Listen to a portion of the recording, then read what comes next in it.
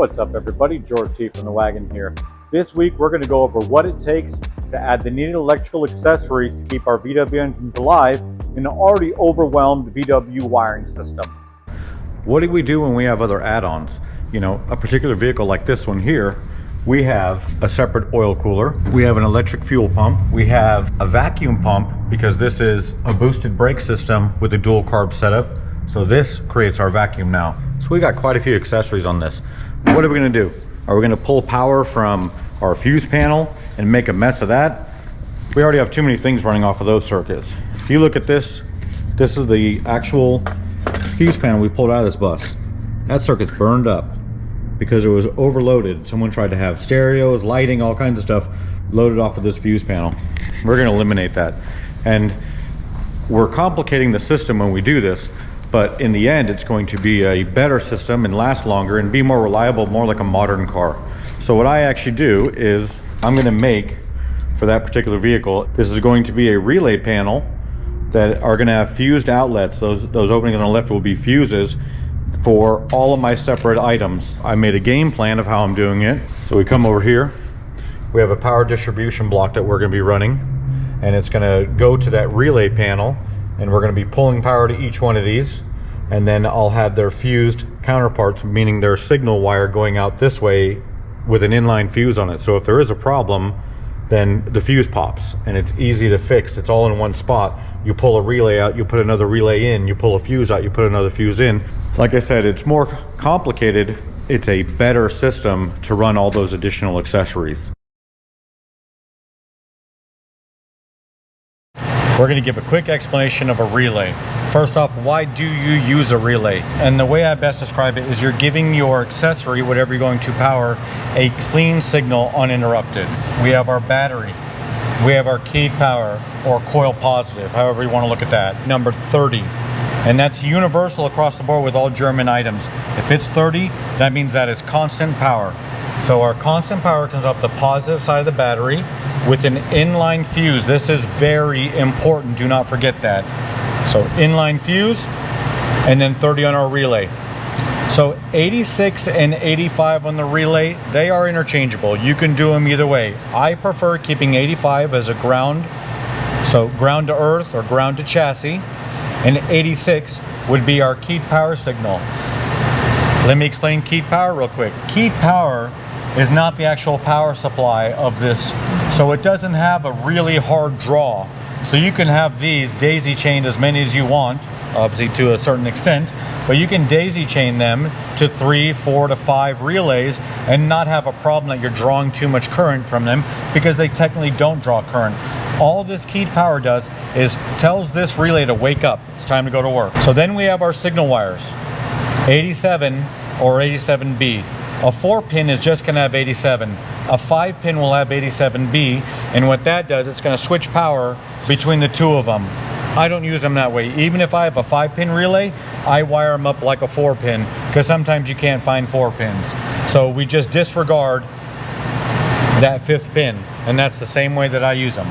So basically what the relay does here is you have your power going in, going to earth, and keyed power excites it.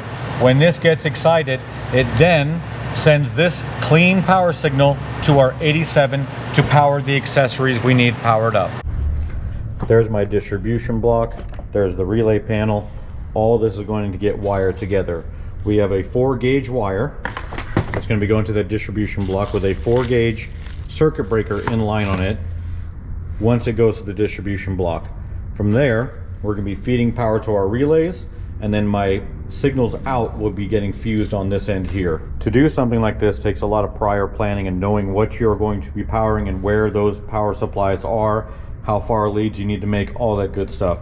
Especially with something like this that we're going to make waterproof to sit in that engine compartment, you really got to plan out your wiring ahead of time. These are the open barrel terminals. There's also differences in these. That right there is made to go onto any of our fuse panels and whatnot, because it has that dimple right there and it locks on those holes that you see on the spade. When you see one like that with the big tab on the back, that's actually made for relays. They lock into place and they can't be pulled out. So they're loose enough to where a relay can go on and off, meaning you can just pull the relay on and off. That's why you don't want to use this type of connection on just a slip-on spade. They're purposely designed to be a little bit looser. I have specialty pliers that do this crimp. The jaws themselves, I think, were $35. The pliers were, I think, somewhere in the area of $70. They're an excellent quality. They'll last me a lifetime, and these are actually a money maker once you learn how to use them well. So here's a look at our finished power bank. I'm going to have the 4-gauge wire come in here to power my distribution block. This distribution block then powers all these relays, and then these relays they're all assigned to individual things, and I have a certain color coding that I do, and you can see there. So I do blue for my oil cooler fan, my green here is going to be my fuel pump, yellow here is going to be the pump for the vacuum brake, and this larger gauge red, I'm going to run an accessory wire over to the front of the bus so we can put like a power charging station and whatnot in the front without even thinking about touching that overworked mess. Imagine trying to get this thing in and out of there. If you've ever done it, it's a train wreck to try and put something on the back and have it fused. So I think this is a better solution for it here. So we have a separate individual accessory wire that's going to go to the front of the bus and give us our own little power station up there. The only thing you see separated here, this is my hard start relay, so this triggers differently. This won't have a number 15 like the rest of the triggers do. The trigger is the 50 off the ignition switch, and that's what kicks the solenoid right there with the bigger wire. So that is my hard start relay loom that I have separated for it. You may think that this actually complicates it, but in my opinion, this simplifies it. Once you understand the basic wiring principles of relays, this makes your life so much easier. You'll have a separate fuse along here that's serviceable. If it pops, it's easily accessible and changed, as opposed to crawling underneath your dash. For everything that we add to the vehicle, this now supplies the power to it. Since VW never had it designed into their factory wiring, we're giving it a secondary loom that just powers our accessories. So this is our vacuum pump. This is for our brake booster here. If you've got a split window bus, you won't even know about these, but bay windows, they have a brake booster, and this is our pump now that's actually pressure controlled and does all that stuff here. So I did this wiring, got to be like 6 years ago. It's been a while when I did this. And relays are underneath here. You can see how corroded those got from being exposed to the elements, you know. This is my inexperience, and I'm showing you some of my poor quality work that went in. Wiring that we had just all run up through here. So I'm going to make a new loom now that goes from fuel pump, oil cooler, vacuum pump. We're going to be adding a tack, so I need to add 2 wires through this loom here. So I'll probably take my accessory and my tack wire this direction. So we got quite a bit of extra draw on a system. So this is exactly why we do something like this. This can handle whatever I'm going to throw at it. It's completely separate. It has its own lead directly to the battery. So this is the way to go when you start adding all this stuff to a VW.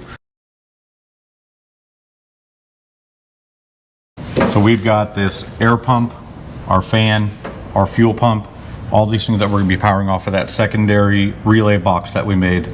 So what we've done is we've made a rough measurement that's going to get us to each power supply that we have to get to.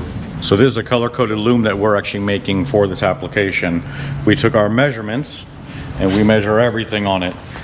How far each one is, and all these separate wires are color-coded for their application. We even measure where the looms are going to be splitting off. We have this that's going to power the fuel pump that goes a different direction than the fan and the other pump, so we separate it in the heat shrink there. So I've made this little cheater stick that helps me build looms. I just put a paint stick with a couple holes in it, holds the wire in place. We take our measurements off of this and build the entire loom out before it even goes into the bus. This is going to be the end that's connecting to our relay box. So we're going to disconnect it from here. We're going to go back on the bench and put it onto our relay box. All right, so this is my weatherproof relay box. I've now put my weatherproof ends onto the loom I've made, and each one is going to go with its corresponding color. This red here, I'm going to be connecting a 12 gauge black to, and this black is going to run all the way to the front of the bus, and it will be the accessory power supply for our charging station and everything out front. Okay, now we're at the point where we've run our loom and we are at our products that we're going to be sending power to. So initially I had relays here in here. We're spoiled in Las Vegas, we don't get much rain, but this guy doesn't just keep his bus in Las Vegas. He travels in this thing. He drives everywhere. And notice how corroded that relay is. And it was just sitting under here in the frame rail. It's not like it was behind the wheel well with getting splashed, but that's enough to where you get these areas that are going to get corrosion. Once you get bad contacts on something, things start working and not working intermittently, you create problems. So to correct that problem, what we're going to do is we're going to set these up with WeatherPack plugs. These have seals on them that don't allow moisture into the contact area, and you're more likely to have success with these as opposed to an exposed relay in your frame rail. So what you saw in that 5-bank relay box that I have there, my accessory wire, which is a keyed power only, is coming up to the front here. And this is one of those 4-panel oval window fuse boxes. So what I have this running are the power supplies we have in the dash. So he's got a charger port here. This is our secondary power bank we have in the glove box. And both of them are running off of my fuse panel that I installed onto the vehicle there. And that accessory panel is being controlled by our relay box that we have in the back over here. So there's no additional draws, no additional power coming off of our stock fuse panel, and that was done purposefully. I did that because I don't want to overwhelm an already overwhelmed existing system, so we've actually made our own backup wiring system on this. It's a lot more work and effort, but in the long run, it's a better result. We have a secondary battery on this that's going to be running all of his camping stuff in the back that I have not addressed yet. That'll be coming in a later video because I'm going to be doing the same thing in mine. Adding a secondary battery, I got a diesel heater to install this, and a couple other items. So here's a quick overview of how this is all actually installed in here. So this 4-gauge wire goes along here, and if you look down there, there's a 40 amp circuit breaker. So this is acting like my main inline fuse to that power distribution block a little further back over there. And this is actually the relay and fuse panel right there. There's my looms I made that are going through nice and zip tied up and secured and going through a grommet. Don't forget grommets, guys.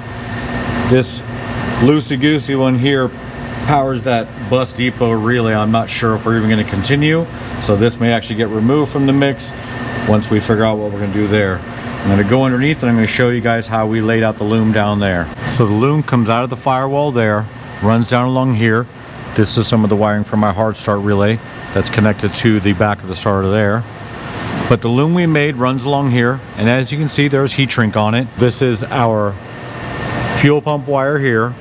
This is for the secondary battery on that side. We're going to be removing this and cleaning that mess up. And that secondary wise off of, as you see my loom here, heat shrunk in several different size heat shrinks. The larger one for all 4 of the wires. And then we have an individual heat shrink on that wire there that's going over to the fuel pump. And then these running up here. I did have to run an additional keyed power for this because this has a pressure switch off of it that activates the pump to work once it does not have enough vacuum to hold it there.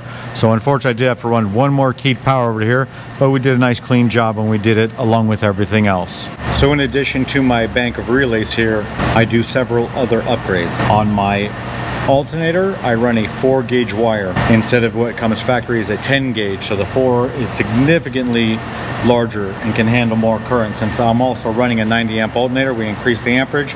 You want to increase the wiring coming out of it. I've added an 8-gauge ground specifically for my alternator to the engine. I also in turn underneath have an additional 4-gauge ground that goes from my engine to chassis. As you upgrade one thing, you must upgrade its counterpart. So as we upgrade the power supply, we upgrade the wire that supplies that power, and then we've also upgraded our grounding on the engine. Don't just do one, you have to do both. All right, I hope you guys enjoyed that, because I enjoy making these videos and a lot of you enjoy watching them. I appreciate all the positive feedback I'm getting from you guys. We're trying to make our air-cooled VWs better than the other guys. So get out there and work on your Volkswagen. Don't forget, October 3rd through the 5th, Let's Talk Dubs and the Wagon present One Crazy Weekend at the Orleans Hotel and Casino in Las Vegas, Nevada. Friday night, strip cruise and meet and greet. Saturday daytime, we got a car show. Saturday evening, we got the world famous Let's Talk Dubs poke run with cash prizes up to $3,000. Who else does that? No one. That's my brother, Bill T. Let's Talk Dubs podcast. Listen to it if you don't listen to it already. It's the poop. All right, guys. Until next time. Later. Oh, that was Bill T's line. Until next time. Whatever. Time for a little project update. That dude right there. This sucks because I got freaking held hostage by a crappy paint company, but we got this covered now. So, Lisa's Auto Body Supply. She mixed up all my materials. She's the best in Las Vegas. If you haven't used her yet, give her a shot. But we got all the paint materials for that dude right there. So, like I said, there's gonna be a painting channel soon. So get your paint suits, get your respirators, get geared up, because we're going into it.